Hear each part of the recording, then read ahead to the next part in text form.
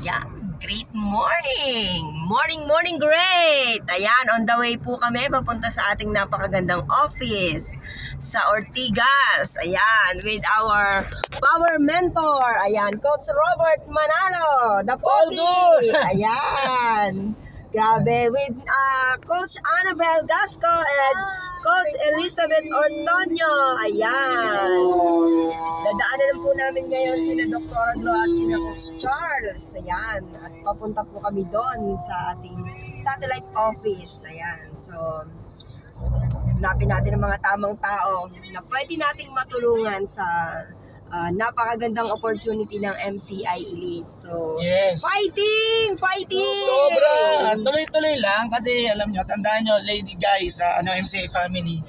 Ang importante lang naman dyan, kailangan tuloy-tuloy ka talaga kasi naumpisahan mo na, don't let discouragement and those negative people ruin your dreams. Ibig sabihin, nung nag-join ka sa MCI Elite, nakita mo na naramdaman mo na ito na yung pang-asa ng buhay mo Yes. Lulusog pamilya mo, gaganda buhay mo, makakapag-travel ka, mag-i-enjoy ka.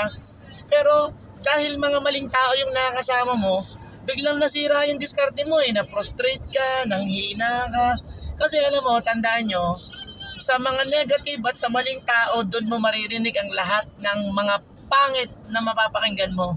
Ang mahal ng produkto nyo, walang epekto yung product, ang dami ko nang in-invite, walang nangyayari.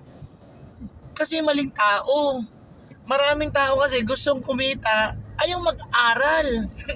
ang MCI Elite, na may MCI family, mahal ko kayong lahat, gusto ko malaman nyo, kailangan dito, aralin mo tuloy-tuloy.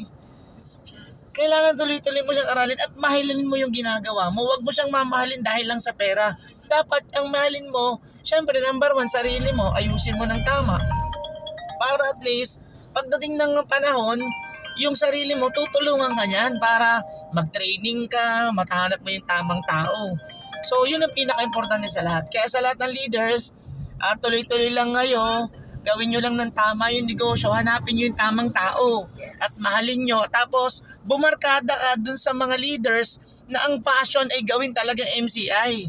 Huwag kang babarkada dun sa mga leader na nangihina. Huwag mo babarkadahin yung mga taong walang kapangarap sa buhay.